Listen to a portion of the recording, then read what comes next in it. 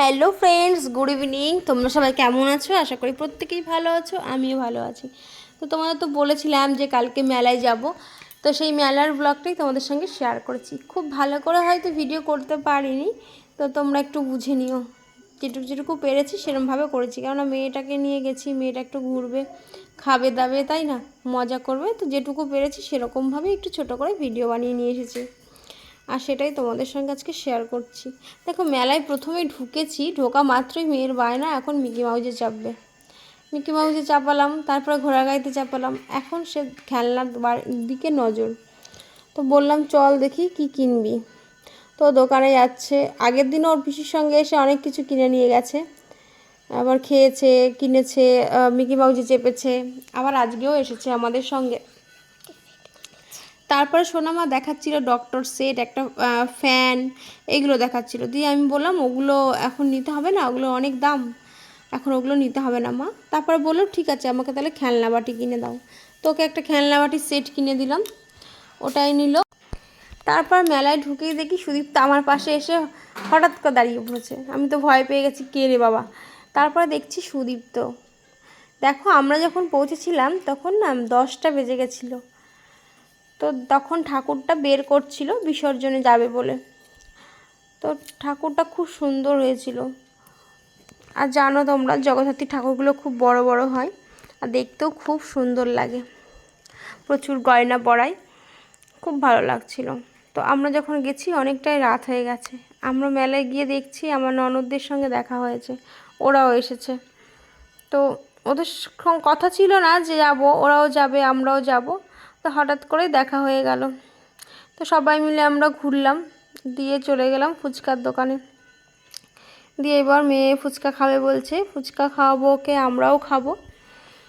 তো লাইন দিয়ে চলে গেলাম ফুচকার দোকানে, একটু লাইন ছিল, তা আমরা সাইডে দাঁড়িয়েছিলাম। আর তোমরা তো জানো সোনামা কেমন ফুচকা খেতে ভালোবাসে, ওকে ফুচকা খাইয়ে নিলাম। তারপরে ঘুরলাম, দিয়ে সুদীপ্তকে জিজ্ঞাসা করলাম কি খাবি।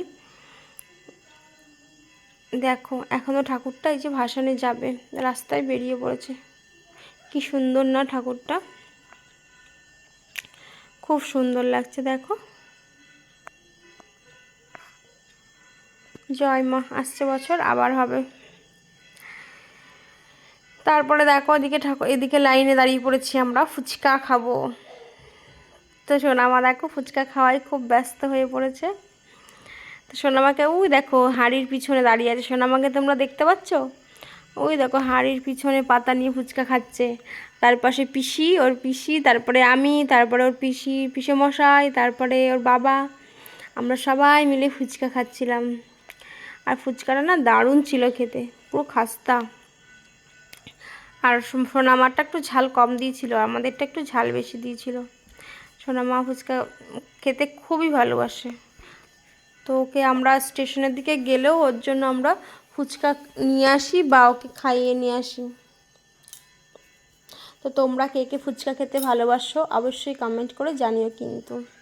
তার আগে মেলায় যাওয়ার আগে না আমরা একটু আরেক জায়গায় গেছিলাম, তো ওই জন্য আমাদের মেলায় ঢুকতে ঢুকতে মানে অনেকটাই দেরি হয়ে গেছিলো, নইলে আমরা মেলায় আরও আগে পৌঁছে যেতাম। ওর বাবার একটা দরকার ছিল, তো সেখানে গেছিলাম আগে, তারপরে মেলায় এসেছিলাম। ওই জন্য বাড়ি যেতে যেতে আমাদের অনেকটাই দেরি হয়ে গেছিলো, প্রায় রাত 10:30 বেজে গেছিলো। বাড়ি থেকে বেরিয়েছিলাম 9টার সময়। তারপরে সুদীপ্ত বলল মিল্কশেক খাবে, তো বললাম চল কোথায় দোকান দেখি। তো বলল মিল্কশেকের মধ্যে, আমি বললাম কোনটা, কোন ফ্লেভার নিবি? ও বললো চকলেট ফ্লেভারের খাবো। তো দেখো প্রথমে গ্লাসে চকলেটটা লাগিয়ে নিল, তারপরে মিল্কশেকটা ঢেলে দিল, ওর মধ্যে হয়ে গেল। তো এবার প্রথমে মেয়েকে জিজ্ঞাসা করলাম তুই খাবি? ও বললো খাবো না। সুদীপ্তকে জিজ্ঞাসা করলাম সুদীপ্ত কেমন হয়েছে? সুদীপ্ত বললো ভালো। এবার দাদার থেকে এক চুমুক দিয়ে খেয়ে দেখলো, বলছে ভালো লাগছে। দিয়ে বললো আমিও খাবো। তারপর মাম্মামের জন্য একটা নিয়ে নিলাম।